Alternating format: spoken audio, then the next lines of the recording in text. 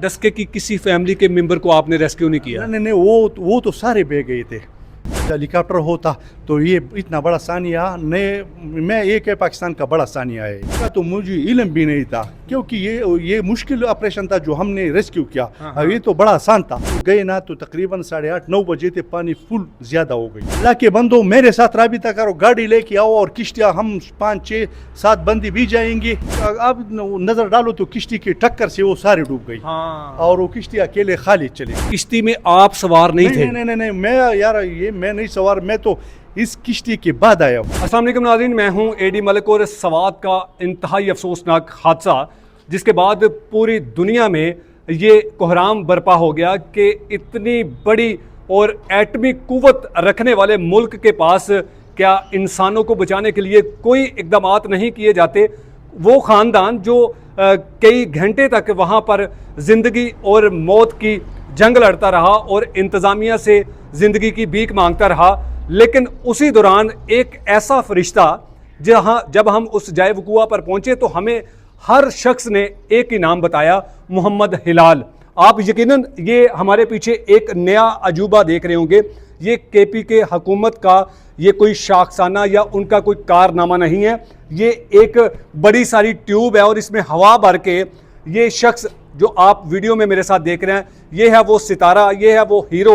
इस हादसे में अगर ये किसी को बचा नहीं सका तो इस शख्स ने अपनी ज़िंदगी जो है वो अपनी जान हथेली पर रखकर उस खूनखार दरिया के अंदर छलांग मार दी इस कश्ती को लेकर कि मैं बचाऊंगा। लेकिन ये अपनी जिम्मेदारी तो ईमानदारी के साथ निभा चुका।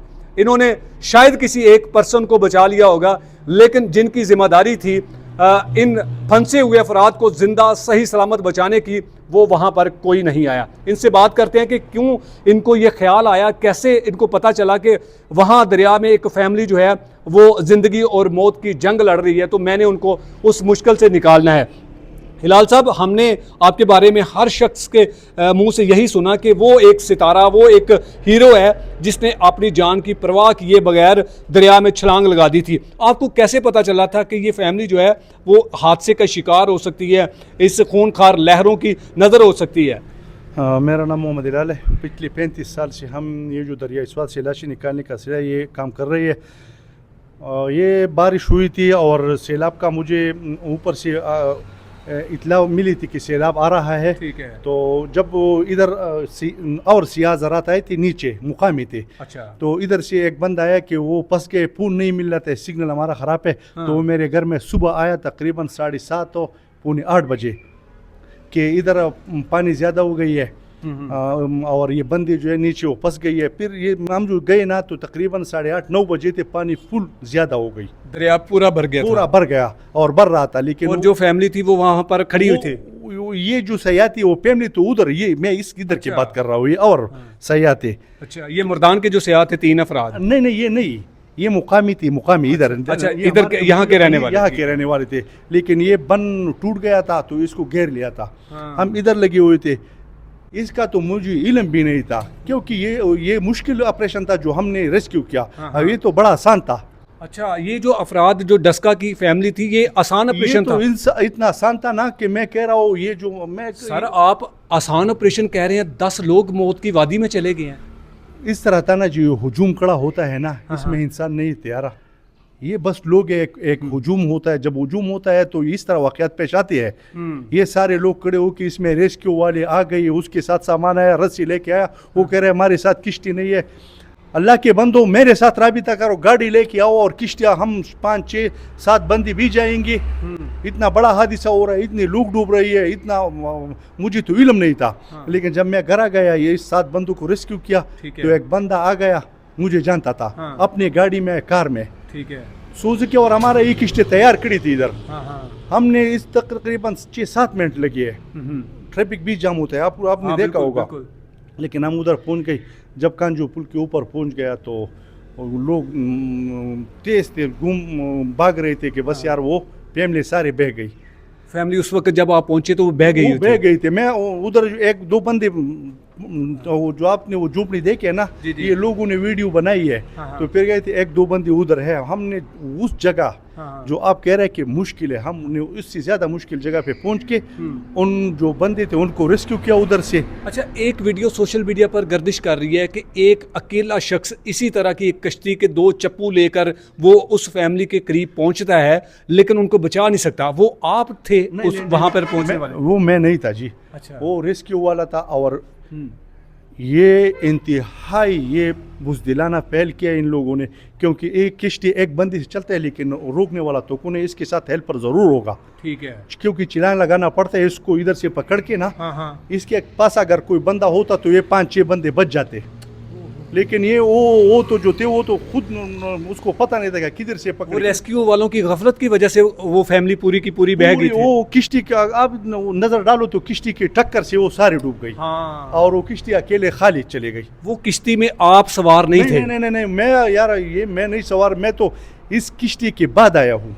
तो जब आप बाद में वहां पहुंचे तो कितने लोगों को आपने रेस्क्यू किया? हमने 2 बंदों को रेस्क्यू किया है, लेकिन उधर एक बंदा था वो उधर, ये जो सारी फैमिली थी ये तो बह गए थे।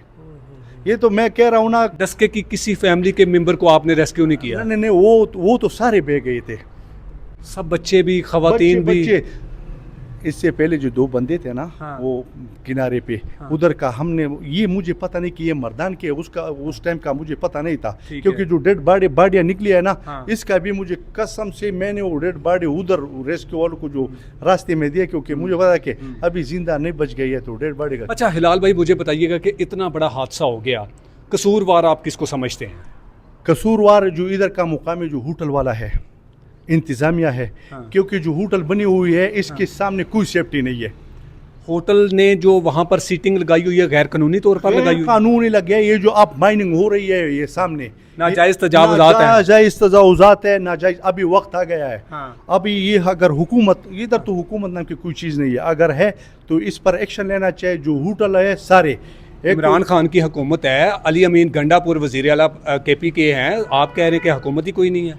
यार हर इदारे का अपनी हुकूमत है। अब चाहे इदारा कोई भी हो, हाँ। इधर हर इदारे की अपनी हुकूमत के, उसको कहो कि यार ये हमें ये चाहिए, आप रेस्क्यू, ये पूरी दुनिया आपको कह रहे हैं कि तो सर अदारे क्यों नहीं इन फैमिली को बचाने के लिए आए भी?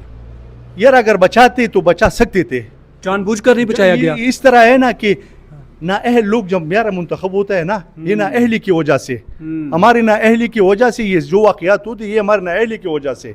किसको कसूरवार समझते हैं?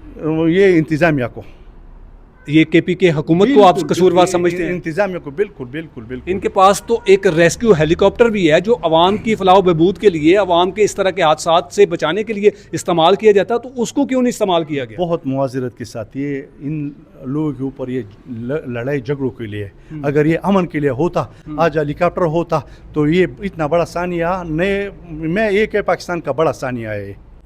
ये जो कल हुआ है ना स्वात में, ये पाकिस्तान के बड़ा, और ये हम सब लोग के मुंह पर एक बड़ा जोरदार तंबाचा है। नाज़रीन, आपने इस हीरो की सारी गुफ्तगू सुनी है कि इस हादसे ने किस तरह से हर शख्स को जो है वो झंझोड़ के रख दिया हुआ है। ये जब वहाँ पर हादसे पर पहुँचे तो वो पूरी की पूरी फैमिली जो है वो इन बेरहम लहरों की नज़र हो चुकी थी। अभी तक इतलात के मुताबिक 9 अफराद की जो डेड बॉडी हैं वो रिकवर कर ली गई हैं, जिनमें से एक 17 साला अब्दुल्ला, उसकी लाश की तलाश के लिए अभी भी रेस्क्यू ऑपरेशन जारी है। लेकिन हमने वो जाए वक़ूआ आपको दिखाया जहां पर वो वॉलंटियर तौर पर जो रेस्क्यू एहलकारान थे वो आप उनको दरिया में देख रहे थे कि वो किस तरह से जो है वो मुतासरा शख्स को जो है वो ढूंढने की कोशिश कर रहे थे। लेकिन आपने रेस्क्यू 11, 22 की बड़ी बड़ी गाड़ियां ज़रूर देखी, लेकिन वहाँ पर कोई रेस्क्यू की कश्ती हमने नहीं देखी। बड़ी माजरत के साथ हमारी बातें आपको तकलीफ़ ज़रूर पहुँचाएंगी, लेकिन ये बातें 100% हम आंखों देखा हाल बता रहे हैं।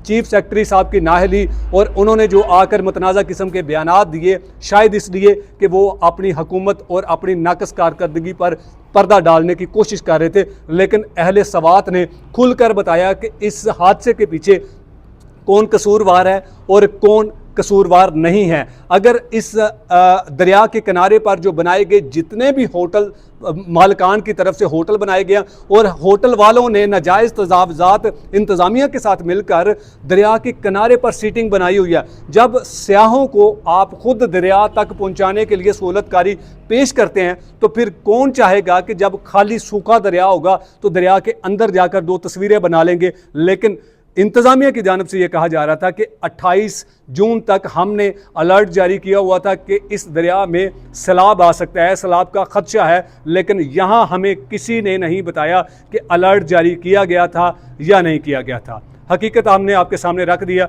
अब फैसला आपने करना। इजाज़त चाहूँगा, अल्लाह निगहबान।